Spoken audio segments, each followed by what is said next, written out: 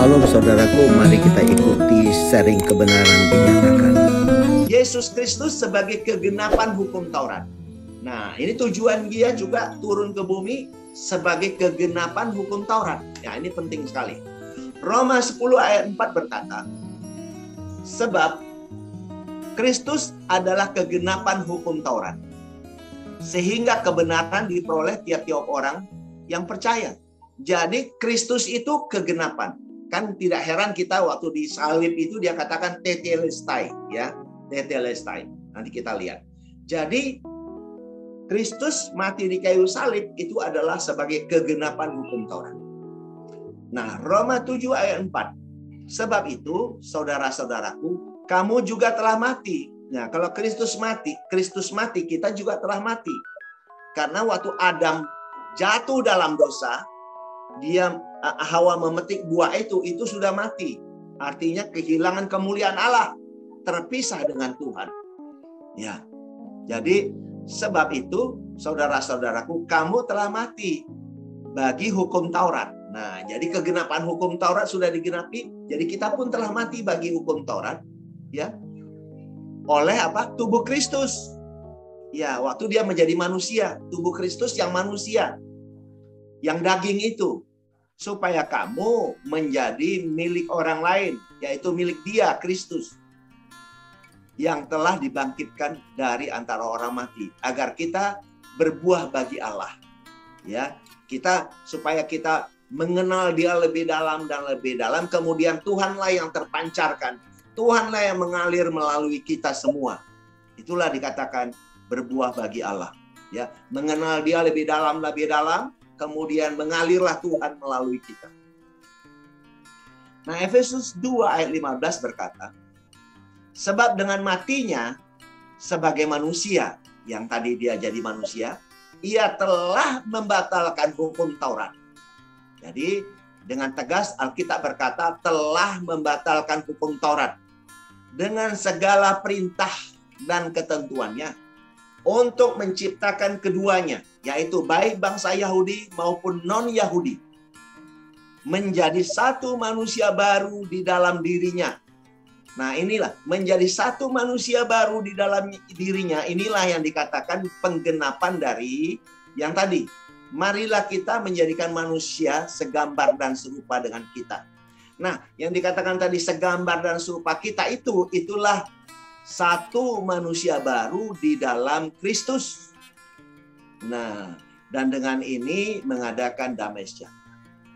Kemudian ayat ini yang perlu kita pegang, saudaraku sekalian, Ibrani 10 ayat 10. Dan karena kehendaknya, yaitu kehendak Tuhan sendiri, inilah kita telah dikuduskan satu kali untuk selamanya oleh persembahan tubuh Kristus. Jadi dia turun menjadi manusia itu untuk mempersembahkan tubuhnya, agar kita yang orang berdosa yang mati itu dibangkitkan menjadi satu manusia baru di dalam dirinya, yaitu yang segambar dan serupa dengan dia. Nah, itu penting sekali. Ya. Maka kita sudah disebut jadi manusia roh nantinya, ya. Nanti itu ada pembahasan berikutnya lagi. Nah, Yohanes 19 ayat 30. Di salib ia berkata, tetelestai, sudah selesai. Lalu ia menundukkan kepalanya dan menyerahkan nyawanya. Tetelestai di sini ya tidak lain adalah dia telah menggenapkan hukum Taurat. Dosa telah selesai, ya. Urusan dosa selesai. Karena hukum Taurat sudah tidak berlaku lagi. Jadi sekarang ini teman-teman sekalian, jangan kita ikuti lagi yang lain-lain sering ngomong, wah aku berdosa. Kita nggak berdosa, saudara. Tapi kalau ada yang salah, iya salah. Oh salahnya ini.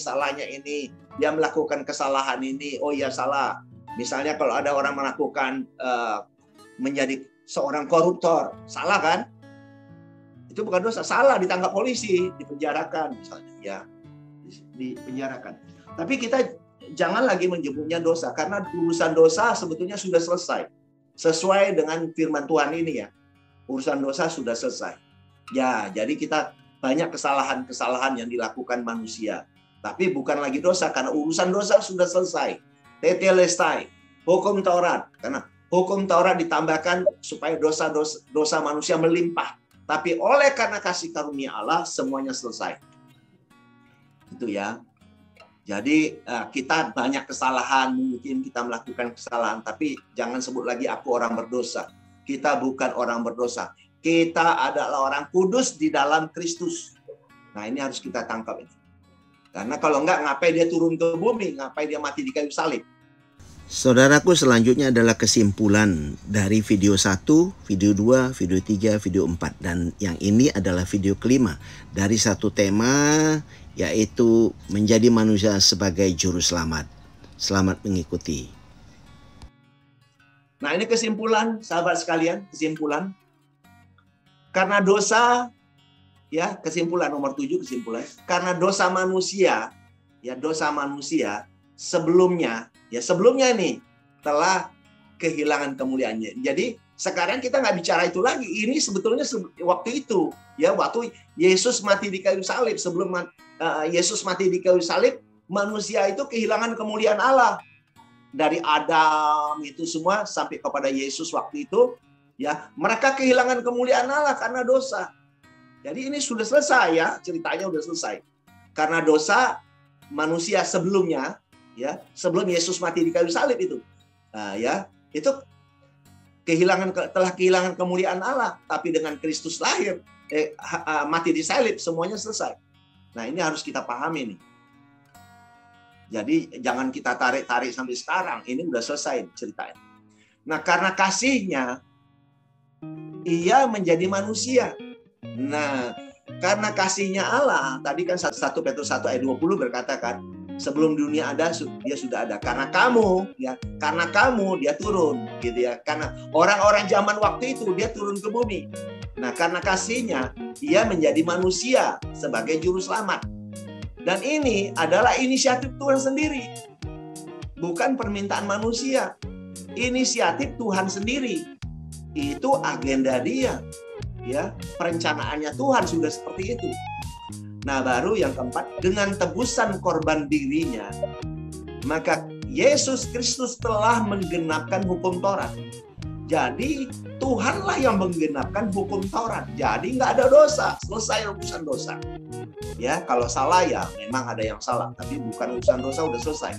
Karena hukum Taurat sudah digenapi, sudah nggak ada, nggak berlaku lagi. Di mata Tuhan sudah nggak berlaku. Nah, umatnya telah dikuduskan di dalam Kristus sekali untuk selamanya. Ya, sesuai Ibrani 10 ayat 10 tadi. Umatnya, orang percaya, ya, umatnya telah dikuduskan di dalam Kristus sekali untuk selamanya, sehingga menjadi satu manusia baru di dalam Kristus, yaitu manusia yang segambar dan serupa dengan Kristus. Ya, kita telah menjadi manusia roh di dalam Kristus yang roh, serta hidup kekal di dalam Kristus. Jadi umat manusia yang percaya sejak zaman dulu sampai kita, ya, telah hidup kekal di dalam Kristus. Nah, inilah yang saya sampaikan, ya, karena ini kita memang harus cepat sekarang membuat program antara 30 menit sampai ke 40 menit.